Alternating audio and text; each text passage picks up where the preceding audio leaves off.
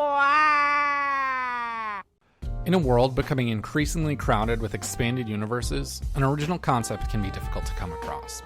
As a universe grows, the formula for how to create content for said universe becomes more and more strict until eventually all the entries begin to blend together and they lose what really made them unique. Luigi's Mansion is a spin-off done right.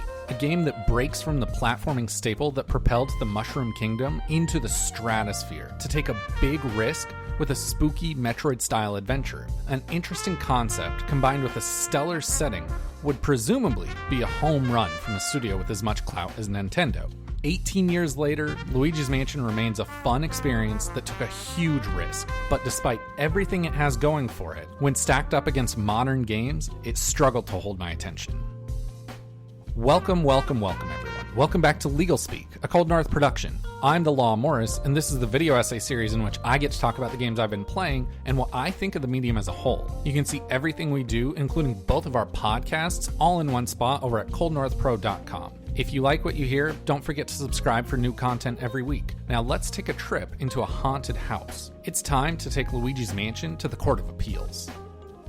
Fundamentally, Luigi's Mansion is an entirely different game from the rest of the Super Mario series. As the game progresses, it slowly becomes evident that inspiration was definitely drawn from an existing Nintendo series, but that inspiration wasn't from Mario, but Metroid.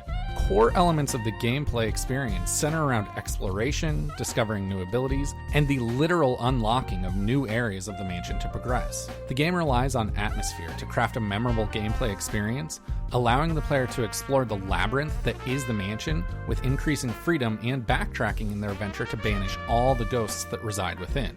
But while this freedom is the game's greatest asset in the late game, it's also the largest detriment in the game's opening hours. As the mansion opens up and puzzles have more room to breathe, demanding more backtracking and callbacks to earlier encounters, the developers are able to fully realize the potential of the concept of an approachable baby's first Metroidvania type experience.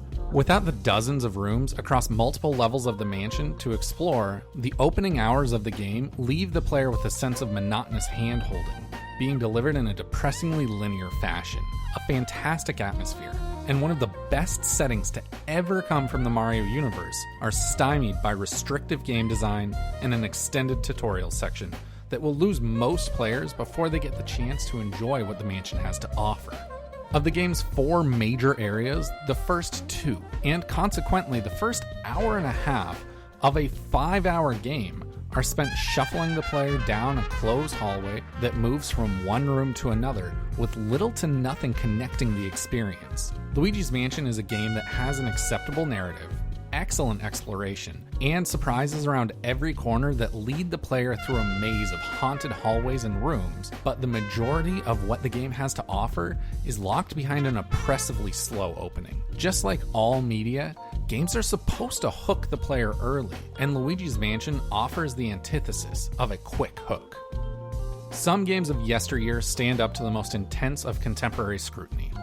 Others, even games that were considered the best of their time, fall apart at the seams. As I played through the entirety of Luigi's Mansion for the first time since November of 2001, it became abundantly clear that this is a game that leans heavily on nostalgia in order to even be playable 20 years on. The series develops in personality with Luigi's Mansion Dark Moon by leaning into the slapstick humor and being a genuinely funny game, and it looks to be developing in scope in Luigi's Mansion 3, moving from a mansion to a haunted hotel. When controlling for the nostalgia variable, in 2019, Luigi's Mansion comes across as a quaint game with a unique take on the Mario universe that struggles to achieve liftoff, leaving the vast majority of its audience on the tarmac. And even for those that stick with it to the end, the experience is an unremarkably average one. If you're someone that's really into the idea of a standalone Luigi game, then sure, go ahead, revisit his first solo outing. But if you're even the slightest bit hesitant on any of the elements of the game, it's best to leave the first game of the soon-to-be trilogy in the rose-tinted rearview mirror and just play Dark Moon for an overall better experience. What are your thoughts on the Luigi's Mansion series, and how do you see the third game panning out? Let me know in the comments down below. And while you're down there, don't forget to like this video and subscribe for new content every week. Also, head over to coldnorthpro.com to see everything we do all in one spot. I'll be back next week talking about Red Dead Redemption 1 probably, So until then, just go play some games.